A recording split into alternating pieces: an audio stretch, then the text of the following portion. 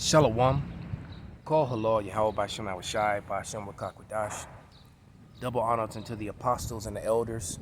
Salutations to my fellow laborers doing this work in truth and sincerity, risking their lives and their freedom to do so now more so than ever. To the scattered elect that are scattered around the four corners of the earth that be like unto the speckled bird, the Israelite foreigners. And to the Aquath that are listening and learning, to you I say Shalom.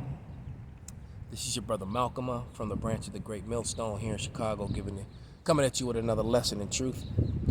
And just pondering on a couple videos that I watched earlier. One with the apostle, and one with one of the brothers, a speckled bird, that was teaching. He did a video called Jew nor Greek, and the apostle Tahar's video was about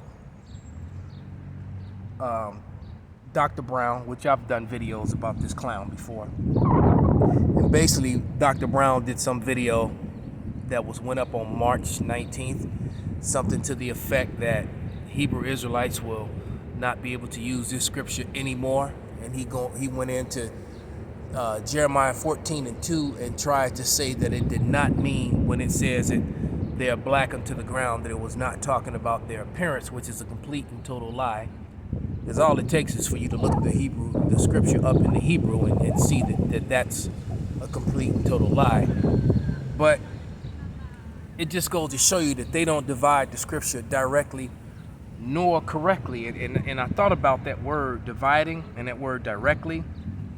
So I looked it up. And even though the scripture says dividing, well, we're going to get that word too. But they don't do it directly. All right, they go according to their Christianism definitions. Things that they just create. But the word, this is from just Google Dictionary. It says directly. It says without changing direction or stopping, and then it has two words connected to it. So the word straight, see what it means. It says, in a straight line directly, he was gazing straight at her. All right. Darn it, didn't mean to do that. Tried to go back and I went out.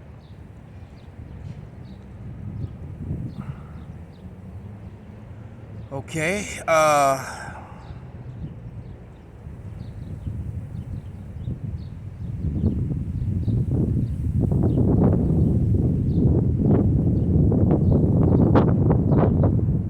It says the definition number 2, with nothing or no one in between.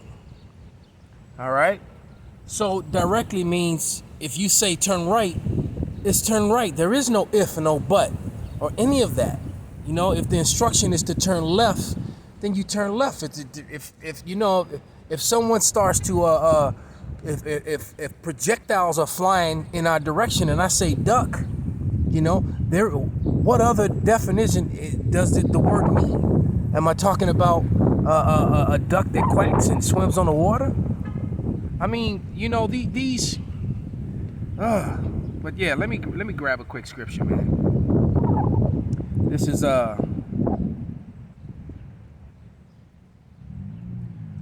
Timothy 2:15. Something that these people who are deeply involved in Christianism do not do. Because, especially when it comes to learning and understanding the prophecies. All right? Just like Elder Apostle Tahar said, you really want to get vocab or any guy like him, his mentor, Dr. Brown. You want to get these guys shook. You start asking them about the prophecies or going to the book of Revelation. All right?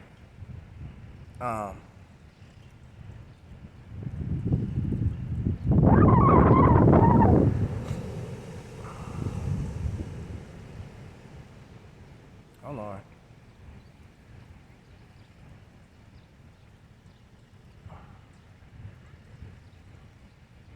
Maybe it's 2 Timothy, not 1.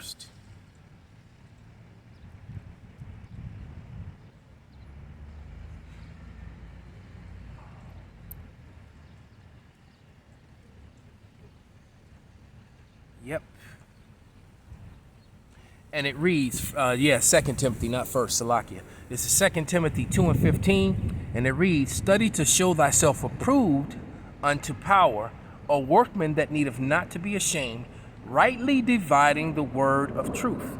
Okay? Rightly dividing. So, these guys do not rightly, fairly, or correctly divide the truth. As a matter of fact, let's look that word up. I'm anxious to see what it says. Divide. All right.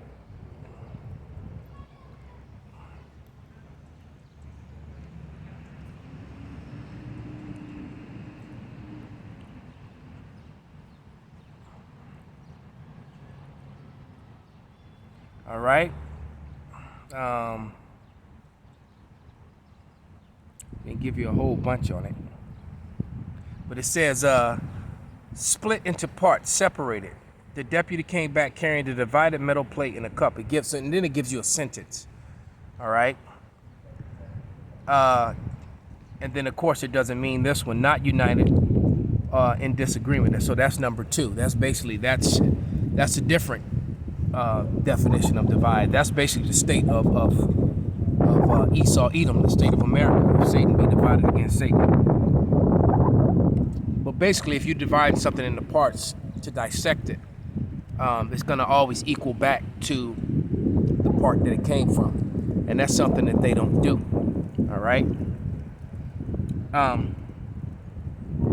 Because in that video, he was trying to say that in Jeremiah 14:2, that when it gets to the word black, it wasn't talking about the appearance of the Jews, which is a complete and total lie, because when you break down the word in the Hebrew, the word there is kadar, and the definition of it is dark skin.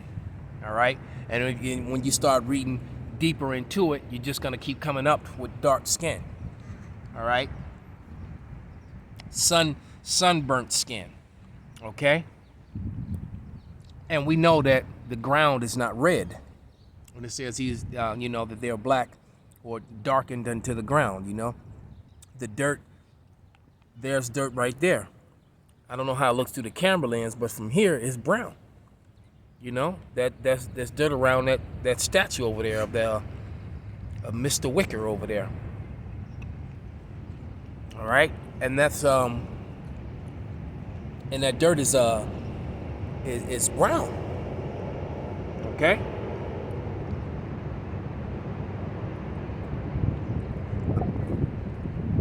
So I'll give you another example, okay, of how these guys try to twist things, not dividing it by truth. So like when the speckled bird brother, he was talking about neither Greek nor Jew. Well, when you have understanding, it's evident that in the scriptures that's talking about the Jews and then the Israelite foreigners. All right, the ones who had attached themselves to the Greekish fashion. As a matter of fact, let's get a scripture. The one that comes to mind first for me is always Acts 6:1. I think it's one in Acts the 9th chapter too. I think it's 9:29. But nevertheless, I know it for sure that the one in Acts 6:1. So I'll go to it. This is Acts 6:1, and it reads, and in those days when the number of the disciples were multiplied, there arose a murmuring of the Grecians. See, the disciples were multiplied. Why were they being multiplied? Well, you have to understand that the Israelite foreigners, a lot of the ones who were of the Greekish fashion, you got to remember, the Israelites had just come out of 400 years, or just had been under 400 years of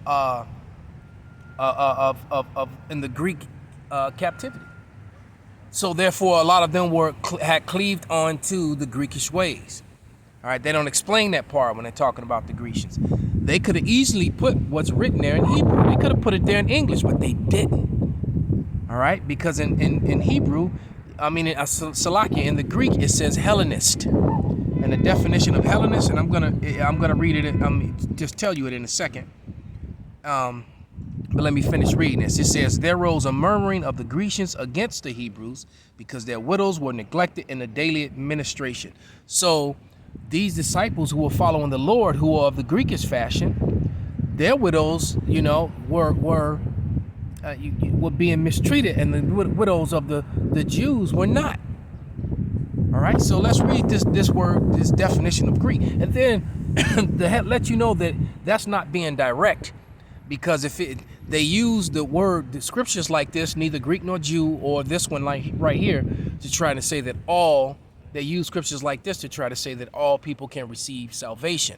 So why would all the people you read in Acts, all the 16 different nations are mentioned in the book of Acts, but only the Grecians in this scripture here? So salvation is for the Jews and the Grecians only. All right, because see, what you have to understand, that the Lord is very, very direct.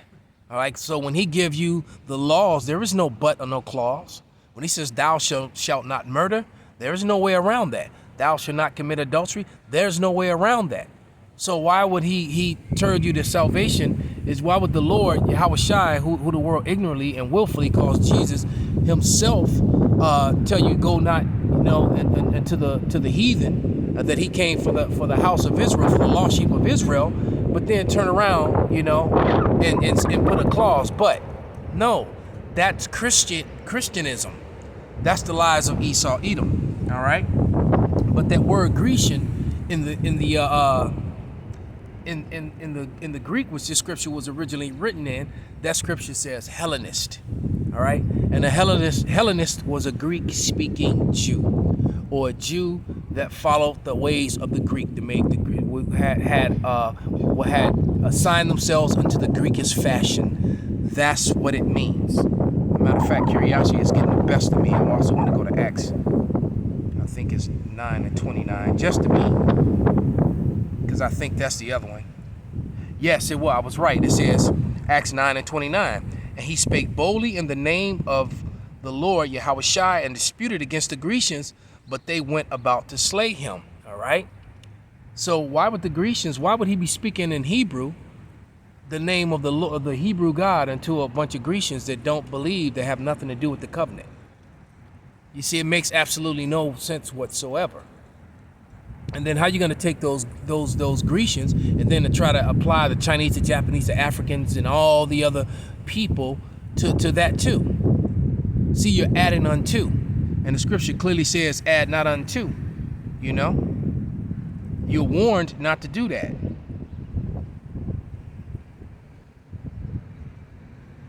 fact, let's find that.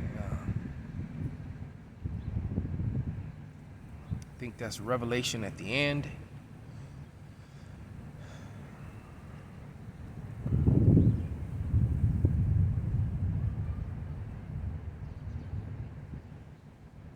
Yeah, Revelation 22 and 18, and it reads, for I testify unto every man that heareth the words of the prophecy of this book, if any man shall add unto these things, God shall add unto him the plagues that are written in this book.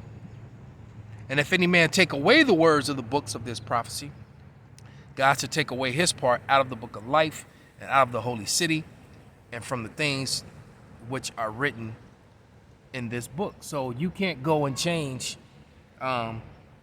anything which Esau, Edom is completely and totally guilty of. All right. Hell, and they're not being direct or correct with the law or with the words of the Bible. As a matter of fact, you got female pastors, you got female cantors. They don't even follow the law in Judaism. They got female rabbis, man. So where's this part of the game come from? All right, because the Lord is not the author of confusion, and he's very direct with what he says and what he means. Okay, this is 1 Corinthians 14 and 33, and it reads, for God is not the author of confusion, but of peace, as in all the churches of the saints. All right. Matter of fact, let me read up verse 32. And it said, and the spirits of the prophets are subject to the prophets. Because you also got some Hebrew camps out here that allow their women, these women are learning from under someone, and then they go and wrap their head and go on video and say that they can teach. I even had one tell me, oh, that's what did she say, that's a Christian thing, and that the New Testament is basically don't matter. That's only oh no, now I remember what she said when I questioned her about it. She said that's only for heathen women. So I'm like, oh my goodness. So the things that these people say and do, in Christianism, is they do what they want. They add to and they take away from. And the Lord's going to destroy them for that. So with that, I hope this was an edifying and uplifting, lesson. Call Halal Yahweh Bashim Awashai, Bashim Rakakwadash, Wa Abba Babon, Shalom.